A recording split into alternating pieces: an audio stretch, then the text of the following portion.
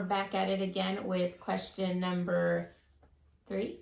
I don't remember. It's late, guys. This is like the only time that we can come and do these things. You don't know what time it is, but it's like gonna be midnight almost. So bear with us if we look a little bit run down. We had a long day. Well, I had a long day. Okay, so again, if you're new to the channel, this is my husband Joe. I'm Vanessa. We are doing a series of Q&As for marriages and for relationships. So these are questions that already have been asked previously. So if there is a question that you have that you want to have answered, go ahead and put it on the comment below. Most of the questions that we're going to answer, we are faith-based because that's the only reason why we're making it here. Because seriously, like God totally came through for us. We've been married it's going to be 14 years this year in November. And we have 4 kids, and by grace of God, we're still here. So we just want to share what we've learned throughout the years, through workshops, through marriage courses, through just individual coaching. We just want to share with you guys what we know. So hopefully it can help you guys and keep relationships and keep families together. Okay, so question number 1. All right, so question number 1, well... Oh, 3. I don't know. Okay. Question. So it talks about something that they would like to work on, and this person would like to work on when her... It's our kitty, Oreo. Sorry, the cat. So something that this person would like to work on is when they argue with their spouse, they tend to not talk to each other for a few days. And so after that, she talks about how uncomfortable it is. Her and her husband are not talking, they're upset with each other, and then they're in the same bed. It's kind of awkward, to be in the same bed and uncomfortable knowing that they're angry and not talking to each other. And at this point, go ahead, I know you're dying to say something. So this is the norm, guys. This is the norm for everybody that fights. And you guys know that. If it doesn't happen to you guys, then you guys are like an amazing couple.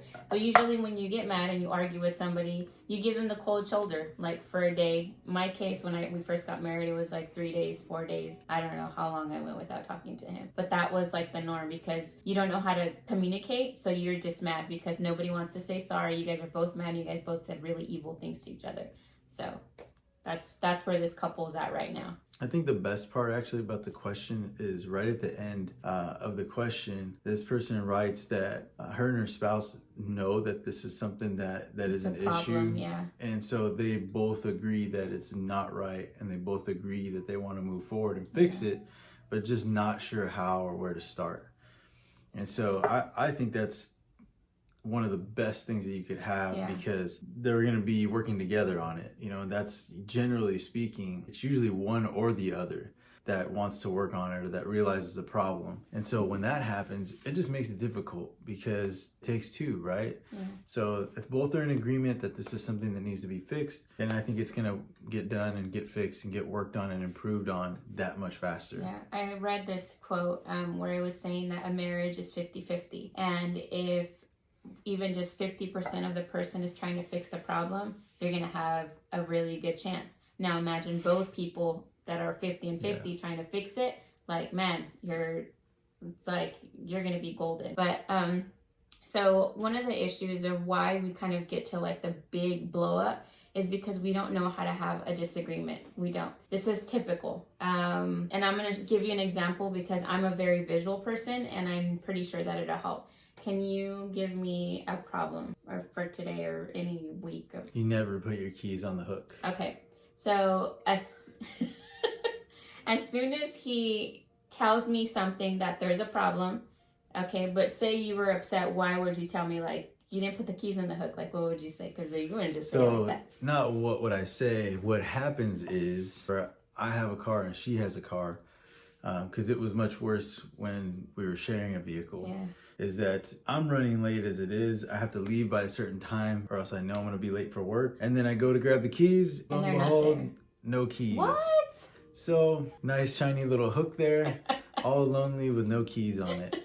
So then now I'm scrambling, where are the keys? I'm late. I have to leave work generally anywhere between 5:30 and 6:30. Depending on what my start time is, because I work out of town. So I'm leaving pretty early. Everybody's still in bed, and so I'm tired already. I'm not a morning person, and now I have to go hunting for keys. And usually she's asleep, so I'm like, babe, where are the car keys? Her usual response, one eye half open, they're in my bag. If it was just one bag, there wouldn't be a problem because I can just go to the one bag, because they're like 50 bags. It'd be in the grocery bag for all I know, because she grabs the groceries, realizes what's in her hand, drops things along the way. So it could be in one of the 50 bags that she uses for everyday stuff. It could be in a garbage bag somewhere. Okay, so right now he's just like mentioning that I have all these bags. He's mentioning about the grocery bag. So I got my own issues over here. I got like a lot of stuff going on, and he has a lot of stuff going on with work and being late and all of that stuff. So off the bat already, like he has his own stuff and I have my own stuff. So what I mean, stuff is like issues, you know what I mean? So as soon as you're gonna like give, how do you say, like when a person has a problem, you're already thinking like, oh no, like I have it for you. Like you don't even know what you're talking about, because like that's my problem. That's why, because I have so many bags, because I'm carrying all these grocery bags, because nobody freaking helps me. Like I'm not saying that, but that's true. It's not true. But I'm just saying, like, that's how we start to get, like, we just start to make like this big old deal about a problem that somebody has with us. Until you notice that even though we're trying to give you an example, all the stuff that I was saying is 100% true. Yeah. So it doesn't take much. If I start going in on one particular issue, it leads into another, into another, into another. And when you're not used to communicating that, or you're unsure of how to do that, or you just flat out have never done it, so you don't know how, it's easy to understand how that just compounds, and escalates. And now I have this perpetual thing where the more I talk, the more my voice is raised, because the more passion I'm getting, because I'm getting angry, and then another issue adds on top of that.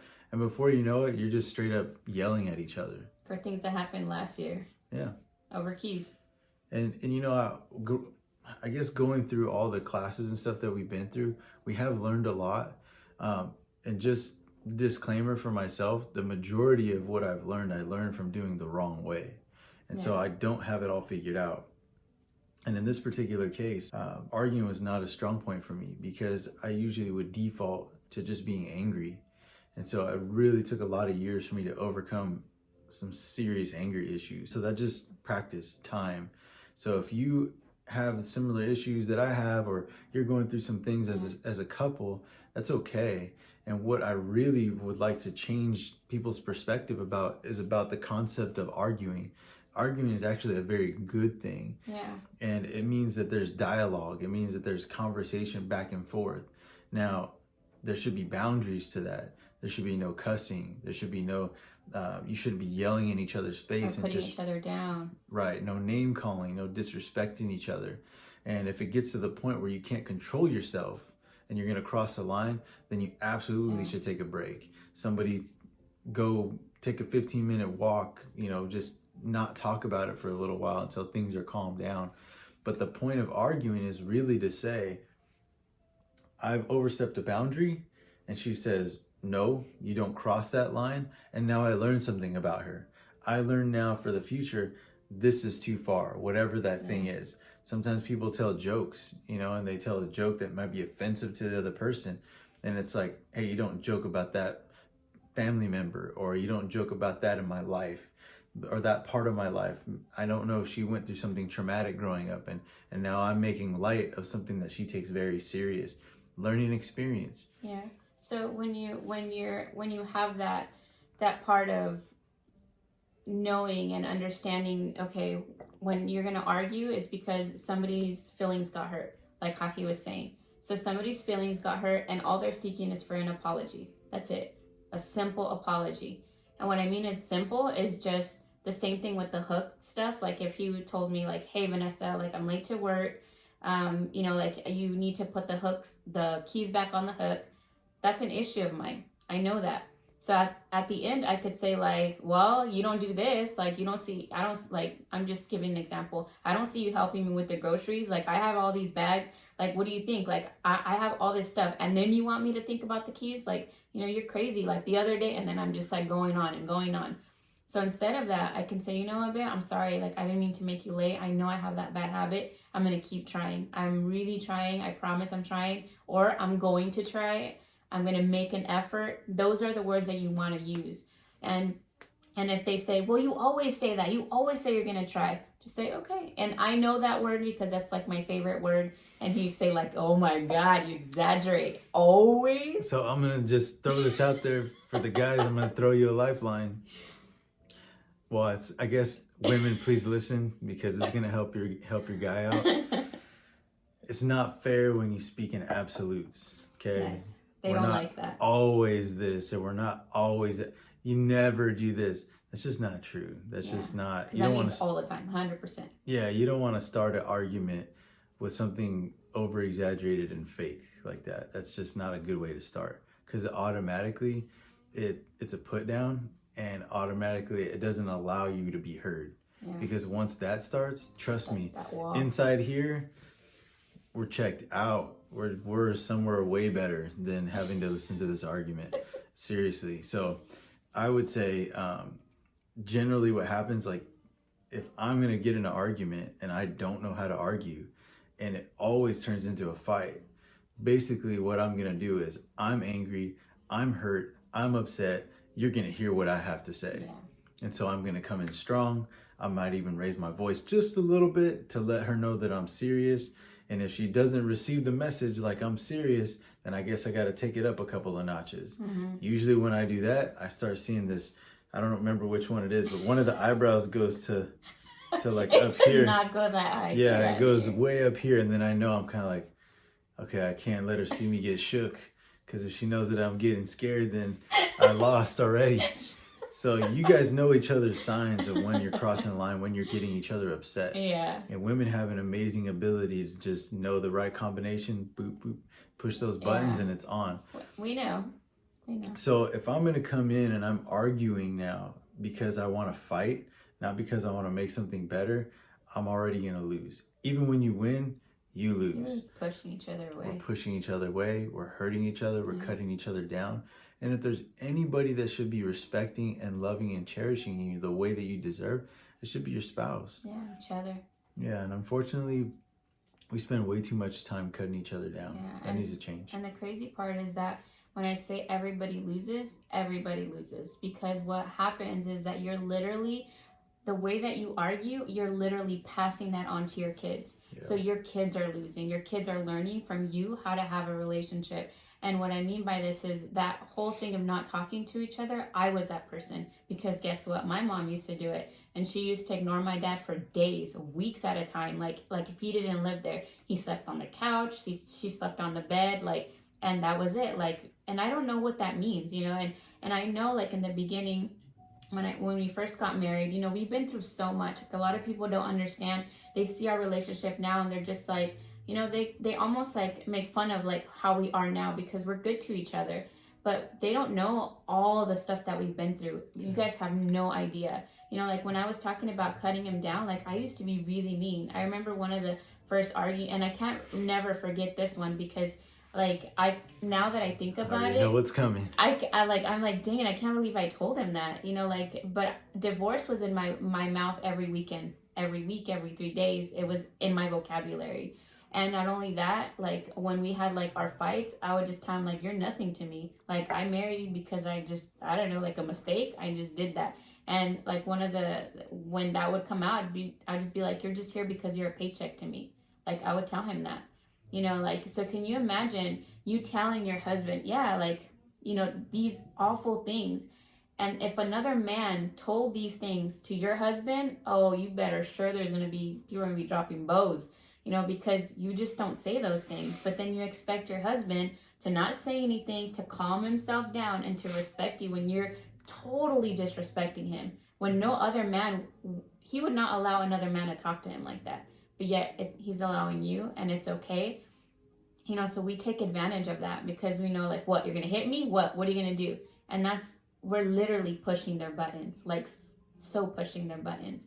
So if you need to take a break, leave, take your moments, but before you go to bed, like what I ended up starting to do is I had a practice.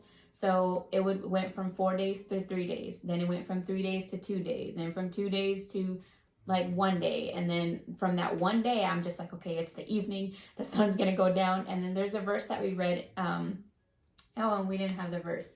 But there's a verse in the Bible where it says, don't let sun go down on your anger. So what it means is like, if you see it's getting late, you know, you're going to go to bed. Like, don't allow that to just fester inside your heart and go to sleep that way. What about if you don't wake up tomorrow? Like, you really want it to be like those hateful words or that cold shoulder to be the last thing you told your husband or your wife? Like, do you really want that? Like, you know, like, is that the type of relationship you want? And if that's not, then we need to practice. We need to grow. We need to be able to take our relationship to another level. And it is possible. Like, this is the person that you said, hey, I want to spend the rest of my life with. You know, like, why not make the best of it, you know? I think that when you figure out, you know, like this whole thing that is an issue, you know, in the beginning, she wouldn't talk to me for like 3 days. And if there's anything that would get on my nerves is getting ghosted in my own house. Like, that used to just drive me up the wall. And so I would literally invade her space and say, you're going to talk to me. Like, we're going to talk. And in the beginning, I didn't know what I was doing. I just knew that I didn't like that. Yeah. And so I didn't really understand what I was trying to accomplish. All I knew is that I was trying not to allow her to do something to me that I didn't like.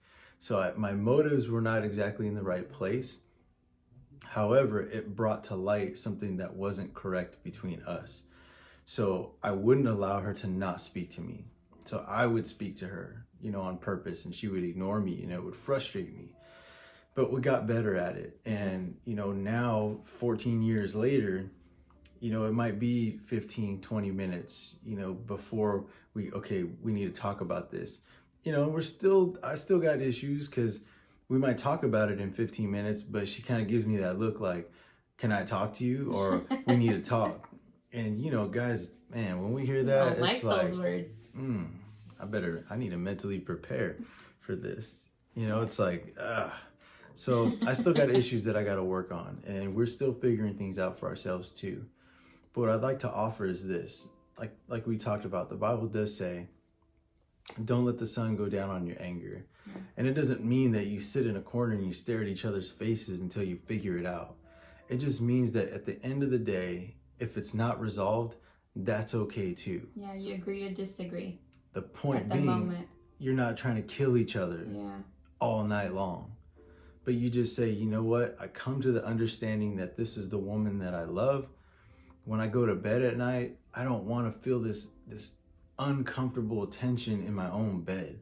Yeah. The couch is not my bed. Yeah. Like, I don't care how angry I am. I don't care how angry or upset she is with me. I am not sleeping on the couch. And I don't want her to sleep on the couch, okay? The point is that's our bed. Yeah. That's our domain. That's our space where we can get away from our kids and have, whether it's a moment of intimacy, a moment where we're just watching TV, hanging out, or whether we're just sitting there doing nothing. That's our space. And so I would encourage you to understand that you don't have to resolve everything at that moment. Yeah. If it's the end of the day and you still haven't figured it out, that's okay. Just understand that at the end of the day, you still love each other. Yeah. And that is more important than the argument that you're having. And it should allow, you know, for you to come to an agreement that this, I don't know, petty argument or this really big issue, that whatever it is not enough to come between us and allow us to say, I love you every night and every morning, to kiss goodnight every night and kiss good morning every morning. And those are two of the things that we decided that we were always going to do. And never say divorce ever again. Yeah, we had to take that one out of, you know, I personally, it was already out of my vocabulary. Yeah. Unfortunately, it was only because I had to go through the whole trauma of experience a divorce. So I have been married before. This is my second marriage. You know, I don't recommend it. You know, we have a blended family. Yeah. And I'm not saying it like I don't love my family and I don't love our blended family. I'm saying it in the sense that it's really hard. I wouldn't say to anybody, divorce is the answer. Yeah. It's a solution. Yes. It does resolve certain things, but not without bringing on a whole slew of other issues to work through. Yeah. And so this is two broken people right here trying to figure it out. And it's okay if you're stumbling along the way. It's okay if you don't have it all worked out, and it takes time to get there. Yeah. So again, arguing can be a very good thing, a very constructive relationship building tool to help us grow and understand each other. So don't miss out on something good by learning about who your spouse is. And I think too many times we look at these old couples and we say, oh man, what a wonderful thing, what a blessing, how amazing, how did you guys do it? You know, and it's because by that time they've been through so many things that they've have this investment in one another.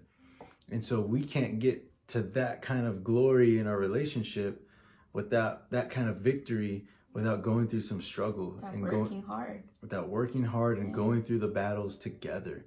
And so unfortunately, we want all the glory without going through all the struggle and the battle.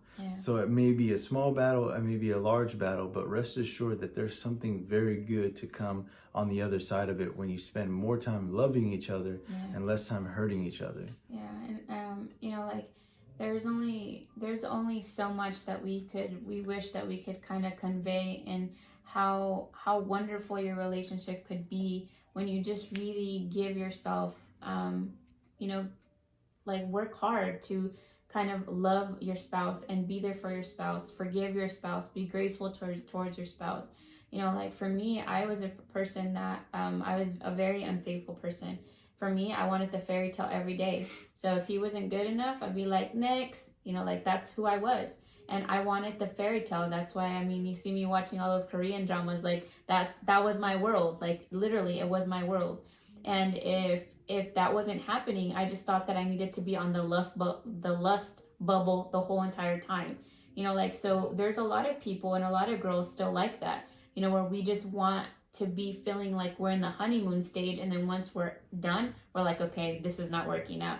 But the thing is that when you pass that and you're able to work on your relationship, to be able to learn how to understand each other, to forgive each other, to be able to say you're sorry and bring down the pride and bring down what's the other word, just to bring down the pride, to be able to listen to what your spouse is saying. When you're able to pass all that, like your relationship just goes to another level. It's just another level. And there's no way that you're going to feel insecure because you're like, man, nobody's going to love him like I do. Nobody's going to forgive him like I do. Nobody's going to, and not forgiving for bad things, but just like things, you know, mistakes. It's like, oh, I'm sorry, I didn't mean to do that. Oh, it's okay. You know what I mean? Like, I understand that. So we just kind of wanted to get these points out. One, know that when you're arguing, it's because somebody has an issue, somebody has a problem, you hurt their feelings. So just listen to what they're saying. If they're talking all like a bunch of stuff and just saying all these things, say, okay, so what was the problem? Was it this? And they say, no, this was the problem. Okay, so this is the problem? Yes. Okay, I'm sorry that I did this problem. I'm sorry that I created this. Do you forgive me?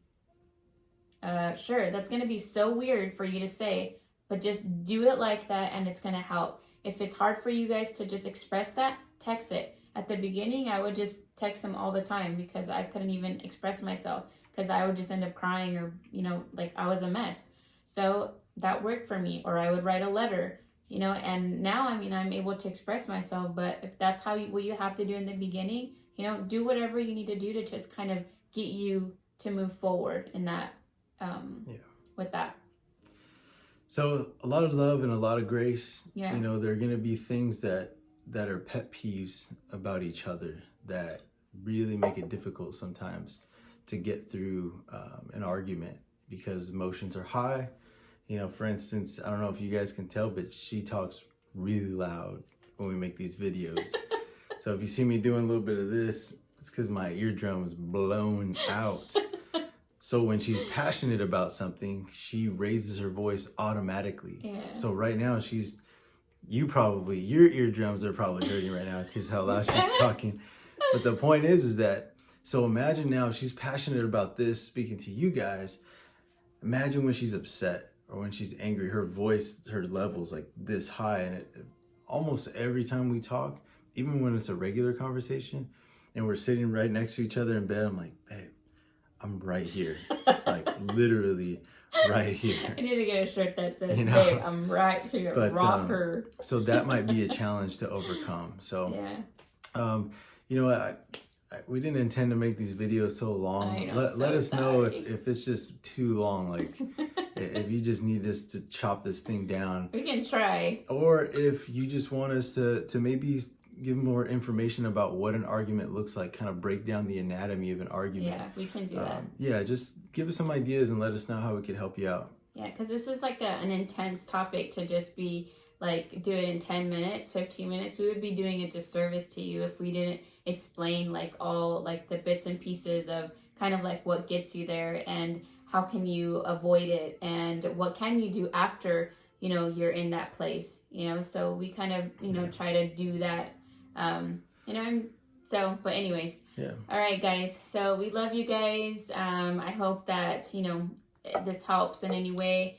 You know, leave us a comment if you like this video. Please share it with other families so that way, obviously, you know, like we can be there for one another and support each other. But all right, guys, so leave your comments below, and if you like this video, please give us a thumbs up and please share it. All right, guys, good night. Bye.